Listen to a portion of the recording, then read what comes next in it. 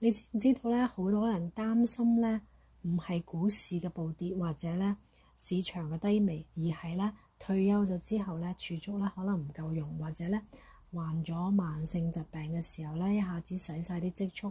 而呢個時候咧，年金咧又稱為 annuities 啦，係可以幫到你。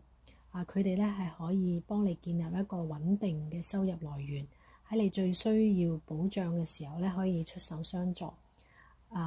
你知唔知道咧？平均退休開支咧大約咧係31,500左右，而年金咧提供可預測嘅終身收入，對於應付長期護理嘅費用咧非常重要。加上咧，如果有呢個認知能力嘅退化，要自己管理投資咧，真係好困難。年金咧可以咧減低你呢啲負擔，確保咧你唔使擔心市場嘅波動啦，同埋都有一個穩定嘅收入。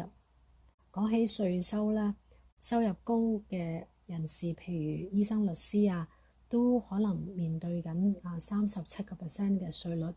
年金咧係有策略性嘅好處，就係咧你可以將咧增值嘅稅率咧係延遲，等到咧提款嘅時候咧先交稅。